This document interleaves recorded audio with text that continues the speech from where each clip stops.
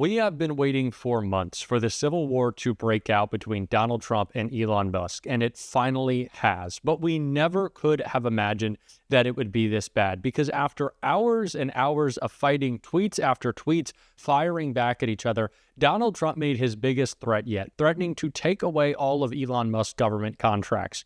And Elon responded with the most devastating bombshell of Donald Trump's entire presidency, invoking his relationship with Jeffrey Epstein in a shocking bombshell that MAGA is losing their minds over. We're going to get into it all, but before we do, if I could quickly ask you to leave a like on this video, and if you haven't already and you enjoy our channel, to hit that subscribe button. It goes a long way, and it really does mean a lot to me. Now, there's been a lot of fighting over the past few hours that explains how Elon Musk got to this point in the shocking tweet we're going to check out. So before we do, let's start with this video of Trump this morning that started it all. So we've done a great job. Elon knew that. Elon endorsed me very strongly. He actually went up in campaign for me. I think I would have won. Susie would say I would have won Pennsylvania easily anyway, even if the governor ran, the real governor, not the governor from Minnesota, he's a sick puppy, that guy. That poor guy, I feel sorry for him. But they made a bad choice with him. But if you pick Shapiro or anybody else, I spoke to him recently about his house being set on fire, which was terrible. But if they picked him, I would have won Pennsylvania. I won it by a lot. But I'm very disappointed because Elon knew the inner workings of this bill better than almost anybody sitting here, better than you people. He knew everything about it. He had no problem with it. All of a sudden he had a problem. And he only developed the problem when he found out that we're going to have to cut the EV mandate, because that's billions and billions of dollars. And it really is unfair. We want to have cars of all types. Electric, we want to have electric, but we want to have a gasoline, combustion. We want to have different. We want to have hybrids. We want to have all. We want to be able to sell everything. And when that was cut, and Congress wanted to cut it, he became a little bit different. And I can understand that. But he knew every aspect of this bill. He knew it better than almost anybody. And he never had a problem until right after he left. And if you saw the statements he made about me, which I'm sure you can get very easily, it's very fresh on tape, he said the most beautiful things about me. And he hasn't said bad about me personally, but I'm sure that'll be next. But I'm very disappointed in Elon. I've helped Elon a lot. Mr. President, I just want to clarify, did he raise any of these concerns with you privately before he raised them publicly? And this is the guy you put in charge of cutting spending. Should people not take him seriously about spending now? Are you saying this is all sour grapes? No, he worked hard and he did a good job. And I'll be honest, I think he misses the place. I think he got out there and all of a sudden he wasn't in this beautiful Oval Office, and he's got nice offices too. But there's something about this one. I was telling the Chancellor, this is where it is. People come in here, even from Germany. They come in and they walk into the Oval Office, and it's just a special place. It's, World War I, it started and it ended here, and World War II, and so many other things. Everything big comes right from this beautiful space. It's now much more beautiful than it was 6 months ago. A lot of good things are happening in this room. And I'll tell you, he's not the first. People leave my administration and they love us. So Donald Trump started this morning, as we would expect, attacking Elon Musk for calling out all the failures in his big, beautiful bill that Elon has been doing for days now. But the rhetoric continues to pick up, and it led Donald Trump to post these two Truth Social posts that the official White House account has now reposted themselves, and it is leading to a complete freakout out of Musk's camp. Trump wrote, "Elon was wearing thin. I asked him to leave. I took away his EV mandate that forced everyone to buy electric cars that no one else wanted, that he knew for months I was going to do, and he just went crazy." Trump then posted, "The easiest way to save money in our budget, billions and billions of dollars, is to terminate Elon's government subsidies and contracts. I was always surprised that Biden didn't do it." So after that shocking move, Donald Trump threatening to take away the entire reason that Elon got into government, those government subsidies, billions of dollars that he has been stealing from us,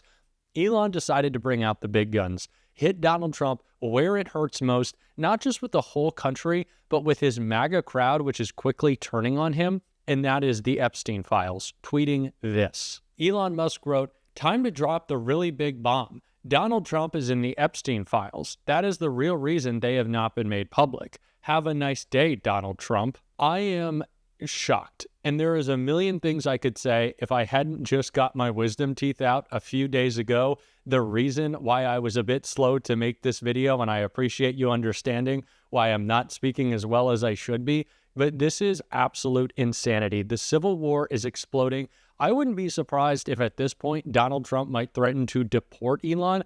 This is crazier than anything we ever could have imagined. This is like MAGA tearing itself apart. Elon is threatening to start a new political party, saying Donald Trump will be out of office soon, but he's going to be around forever. This is going to be one of the most shocking and really destructive political civil wars we have ever seen, and I cannot wait for these two to tear themselves apart. This is a match made in hell. We're going to enjoy it so much more, especially when I can speak without so much pain. But there's also very important news to cover in this bill, not just the fighting between Trump and Elon. And Jasmine Crockett broke all that down in a video I want to check out right here. I think it's important that what we're seeing is that the internal civil war, the family fight, is coming out into the public, right? You know, Bobby was still very nice about everything that he had to say and felt like it was okay to disagree. And a lot of times we sit there and are like, hello, are y'all paying attention? Because, like, this is impacting y'all, too. Like, say something, right? And so now that there's, like, the family infighting, we see, you know, even Elon Musk, honey, he can't get out of the Twitter, right? Like, he is talking about the bill and trying to take the bill and telling people, call your senators and make sure you take this bill down. And listen, I never thought there would be a day that I would agree with Elon on anything. But that's where we are, where people are finally starting to say, you know what, this is actually impacting me a little too much. I'm going to have to speak up and speak out against this. But my issue is this. All of y'all voted for this so that it would hurt somebody else. The problem was you got upset when you found out that, oh, shoot, it can hurt me, too. And honestly, it's ingrained in who Democrats are, is that we actually care and we love and we want to take care of everybody. And that's why we got this big tent party and we all over the place. But I will tell you that compassion is something that we are missing in Congress. Yes. Like, caring is something that we are missing in politics in general. And that's the only way you can justify a senator going out there and saying, well, everybody gonna die. And then decide that you're gonna do your apology, not so much an apology, in what looked like a graveyard. Right. I'm like, listen, ain't nobody elect you to be anybody's grave digger. They elected you to do everything that you can to make sure that their lives are flourishing and getting better and that they were living as long as they could. That's part of the job. Part of the job is also in your current position, watching what this administration is doing and making sure that they are accountable. You recently threw your hat in the ring to be ranking member on the House Oversight Committee, saying in your Dear Colleague letter, Americans are demanding a more strategic, aggressive, and energetic fight. What do you think that fight should look like? I think it looks like a lot of things. Listen, here's the deal. We as Democrats can sit there and say, oh, you know what? He violating the Emoluments Clause of the Constitution. And the average person is like, say what now? What are you talking about, right? So, number one, I think that we have to deal with that and explain to people why it is so bad, because he will go out there and say, yo, me getting a free plane from the Qataris, like, that just means that, you know what, we don't have to spend this money on a plane, right? Like, he can explain it to people that don't understand why we have these rules and why the Constitution was looking out for us. So it's a matter of bringing that in, having a hearing, and then making sure that we translate it and we amplify it. It's not big enough just to go on TV. Love y'all, appreciate y'all. But, like, communications has to be a full-on kind of strategy. And that is something that I've worked really hard to do, because I want to make sure that I'm not just screaming into a vacuum. I also want to make sure that we're amplifying the voices. We've got so much amazing talent that's on that committee, but we need a leader that literally can lift up the entire team so that people say, you know what, we actually starting to believe in the Democrats. There's more than just one or two of them that are fighting. But also, I think that we just got to be real and we got to go hard, right? Like, there's only one person Donald Trump does not want in that seat. It is me. Like, point blank, period. And same thing with a Republican colleague out of North Carolina that was like, I'm fearful because I'm not going to hold back. Now, listen, this doesn't mean that I plan to be partisan in any way, but as a trained trial attorney, we're going to follow these facts. We're going to follow the evidence, and we are going to make it plain. I also think that we can't just say, well, we're in the minority, so we can't do anything. I don't believe in that rhetoric. I believe in fighting, and that's exactly what I've been doing. So, like, does this mean that we take the fight to their backyard? Absolutely, because those people may not be tuning in. So allowing me to go go and do shadow hearings on the road where I'm going into Republican districts, and the people that are testifying are the people that have been impacted, whether they lost their jobs or whether they lost funding for Meals on Wheels or whatever it is, to tell their story so that their neighbors can hear them. And then they will know that we are listening, and we are not here just because it's election time. We are here because we actually want to heal this country. In the time that we have left, to follow up on this, the last time this seat was open and there was a race within the Democratic caucus for this particular seat, former leadership weighed in, and members weighed in to say that we don't want that person, we want this person.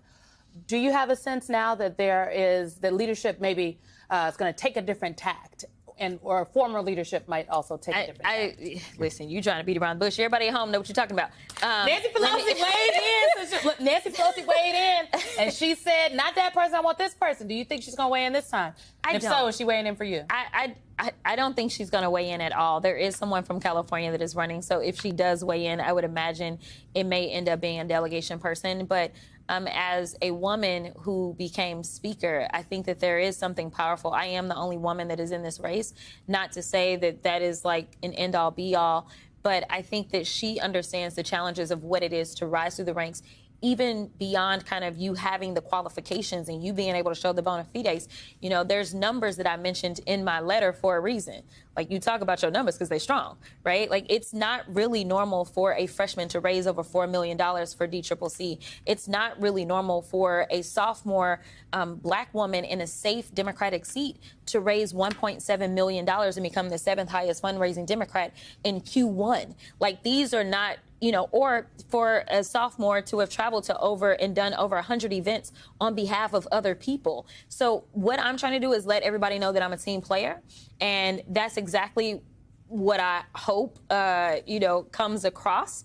I don't anticipate, though, that the former speaker is weighing in. I've been talking to people while my letter just went out. I have been talking to people, and I did not get a sense that the former speaker had weighed in. I will tell you, though, that seniority is a thing that, Alex mentioned when she said she wasn't going to run again. I think, it's hard for certain people who have come up through this system to then say, you know what, I'm going to let it go. And it's been important for me to tell people that, listen, if we just had a halfway normal person in the White House, I wouldn't be running, because I really do respect seniority, especially because of the history of it, especially for like the Black caucus.